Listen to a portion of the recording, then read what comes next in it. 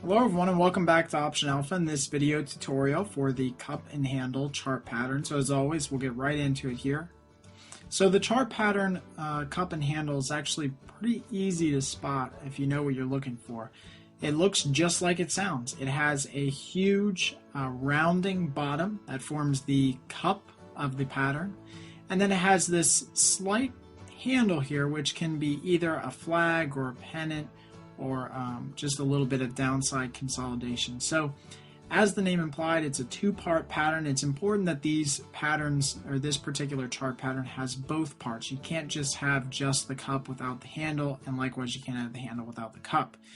It's important that actually this is in the middle of an already established trend. That's really important with the cup and handle pattern. Usually people see this on the bottom side of a market as it's bottoming, and it's not really technically a cup and handle pattern. You want to see an initial move higher in the stock, and then it starts to consolidate and have this huge rounding base.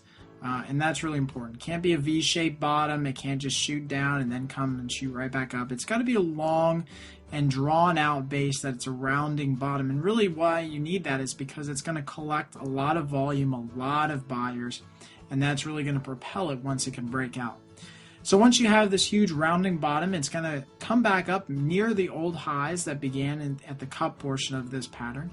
And then it's going to consolidate just slightly for 1 to 3 weeks. And that's usually the key here, is that it consolidates for just a little bit in the opposite direction and again gathers up steam for the next breakout. And then once you have this breakout here, then you see a pretty significant move off of the bottom. So again, these are really good patterns after the market has already bottomed. Usually you like to see the market bottom already, start to make a new trend, then form the cup and handle. We don't like the market to fall into a cup and handle pattern. That's usually not as powerful as the latter.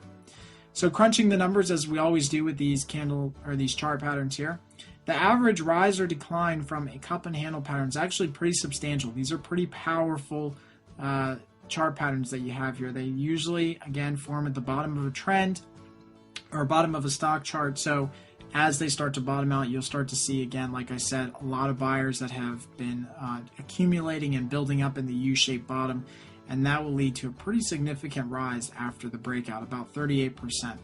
The breakout failure rate is only about 10%. Again, relatively low, not as low as some other chart patterns out there, but it does have a relatively low breakout point. The risk you run with the cup and handle pattern is that the stock has already been crushed so long, so hard, and stays down in that area that sometimes a lot of investors will be kind of on the fences about getting into the stock and breaking it out to new levels. So that's typically why you see this breakout failure rate just a little bit higher at 10%. The throwback rate at 74% is almost a no-brainer, and if we go back here, that's because we do have a handle. So this handle or pennant or flag pattern usually breaks out and pulls back anyway. Again, like we were talking about before, most investors, since this stock is usually going to be crushed down pretty low, are going to want to see some good breaking of higher highs and lower lows. And so they're not going to immediately just rush crazy back into the stock. They're going to take their time. And that's why usually these patterns have a really good throwback and pullback rate. Again, this is really good as a stock trader or an option trader, because then you know if you see a breakout, you can actually try to catch it on the throwback or the pullback. Some key points to remember with the cup and handle pattern. The cup should be U-shaped and should resemble a bowl or a rounding bottom, just like we talked about before. No V-shaped bottoms. That's not a cup and handle. I've never seen a cup that was a V-shape. The handle represents the final consolidation or pullback before the big breakout. That's important to have on these charts. You want to see that final area of real consolidation, very tight area on that handle, that flag or pennant type pattern that starts to form. That's really important because after that breakout, that's what's really going to propel the stock much higher. And then third, the cup has to extend between 1 to 6 months. The handle is 1 to 2 weeks max. And so that's what we were talking about before. And again, if I go back here, that this cup part of this pattern must be really long and drawn out. Like we said before, you have to accumulate a lot of buyers. And then we want to see on the handle a pretty quick handle pattern start to form. We don't want a long handle that just continues into a new downtrend. That's not going to be good for our Hey, thanks for watching this video from Option Alpha. As always, we invite you guys to come back and check us out at optionalpha.com. And if you like this video, please share the video with any of your friends, family, or colleagues on your favorite social network.